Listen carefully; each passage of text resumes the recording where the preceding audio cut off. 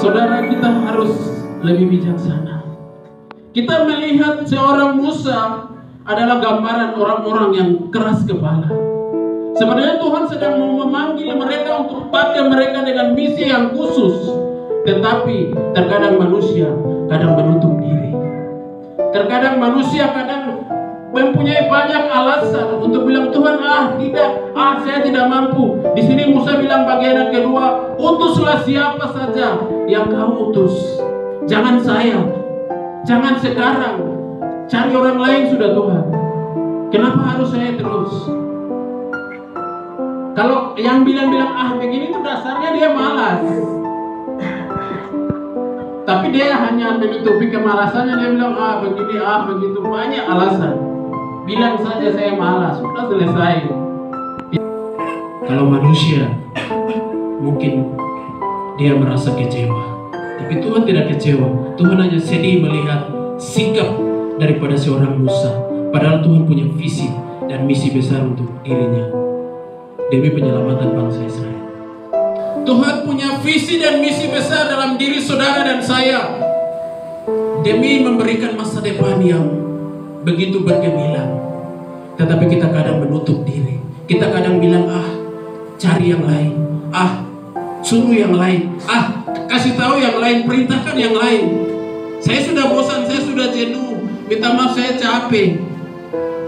Cari yang lain, saudara. Saudaraku yang saya kasihi dalam Tuhan kita Yesus Kristus, kapan kita mau nurut? Kapan kita mau patuh? Kapan kita mau tunduk? Kalau bukan sekarang, amin. Mari sekarang ada waktu untuk kita bisa tunduk. Kita bisa katakan, lihat, saya mau, saya siap. Iya, saya rindu, saya suka di situ. Tuhan senang dengar. Tapi kalau kita hanya mengatakan, Tuhan nanti dulu. Banyak pepatah bilang, kalau drum kosong itu bunyinya terlalu nyaring sekali. Tapi drum yang ada isi air full, dia tidak akan berguna. Orang yang bukan pemalas, dia tidak akan banyak mendengar. Dia bilang, iya, siap. Sudah. Tapi orang yang pemalas, dia akan banyak ngomong. Dia punya beribu macam alasan. Padahal ini berkat Tuhan, berkat rohani yang Tuhan sedang sodorkan kepada saudara dan saya, kepada Musa pada waktu itu. Tapi Musa berusaha untuk mengelak daripada panggilan atau misi Allah ini untuk penyelamatan bangsa Israel. Saudaraku, Tuhan punya panggilan saudara. Saudara mungkin saat ini belum sadari karena saudara masih di bangku kuliah.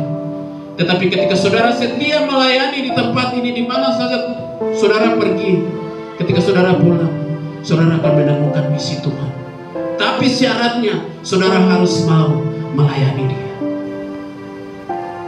Bukti daripada Yosua melayani Musa berapa puluh tahun di padang gurun, Yosua mendapat mandat.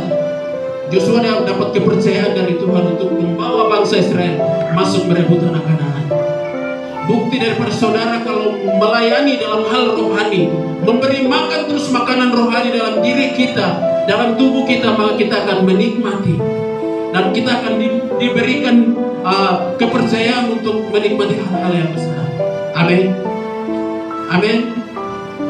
Kalau saudara tidak mau, ya sudah, tidak usah katakan amin.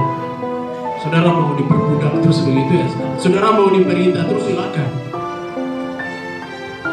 Sekali cuma saudara kata, Tuhan, saya tidak mau hidup dalam perbudakan dosa terus. Saya mau bebas dari dosa dan keluar dari tempat ini. Karena saya punya Tuhan yang besar. Saya punya Tuhan, punya visi dan misi yang baik untuk masa depan saya. Amin. Saudaraku yang saya kasihi dalam kasih Tuhan kita Yesus Kristus, Musa boleh katakan, Tuhan, utuslah dia. Tapi kita jangan katakan, Tuhan, utuslah dia. Tapi Tuhan, saya pakai saya.